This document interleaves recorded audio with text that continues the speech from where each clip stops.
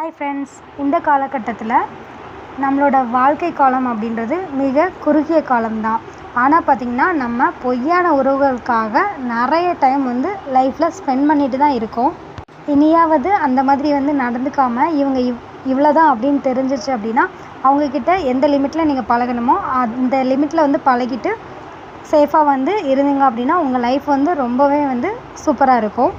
இதை எப்போவுமே பார்த்திங்கன்னா மைண்டில் வச்சுக்கோங்க. ஒரு விஷயத்தில் இது இப்படி தான் அப்படின்றதுக்கும் இது ஏன் இப்படி இருக்குது அப்படின்றதுக்கும் பார்த்திங்கன்னா டிஃப்ரென்ஸ் இருக்குது. ஸோ நம்மக்கிட்ட தேவைக்காக பழகிற உறவுகளை இனிமேல் அது விட்டுட்டு லைஃப்பில் நல்லபடியாக வாழ்கிறதுக்கு ஆரம்பிக்கலாம்.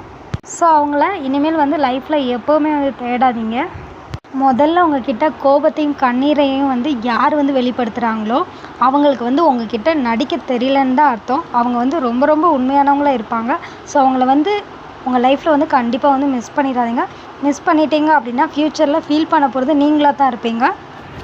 இந்த மாதிரி ஒரு பர்சனை உங்கள் லைஃப்பில் நீங்கள் யாராவது மிஸ் பண்ணியிருக்கீங்க அப்படின்னா மறக்காமல் கமெண்ட் பாக்ஸில் கமெண்ட் பண்ணுங்கள். அப்படியே நம்ம வீடியோஸ்க்கு ஒரு லைக் மட்டும் போட்டுருங்க. ஏன்னா நீங்கள் போடுற ஒவ்வொரு லைக்கும் எனக்கு ரொம்ப சப்போர்ட்டிவாக இருக்கும்.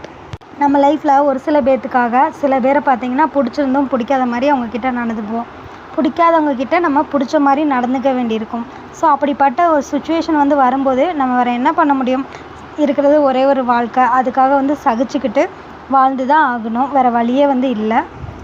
அதே மாதிரி நம்மளோட லைஃப்பில் இப்போல்லாம் விட்டு கொடுக்குறதுக்கு தான் நம்மளுக்கு ஒரு உறவு கிடைக்கிறது ரொம்ப கஷ்டம்.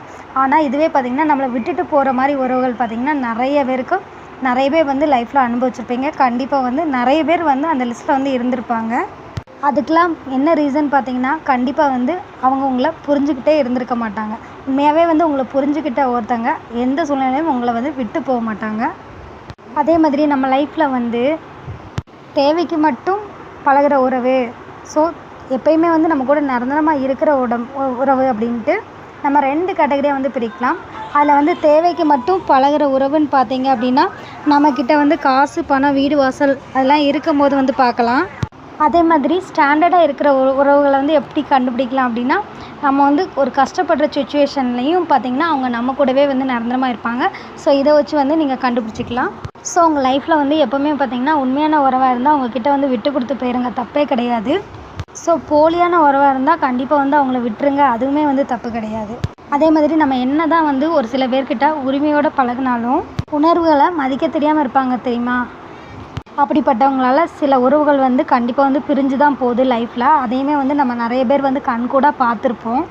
ஒரு மனுஷனுக்கு கண்ணீர் இருக்கிற வரைக்கும் கண்ணீர் வரலாம், காலம் இருக்கிற வரைக்கும் கவலை வரலாம்.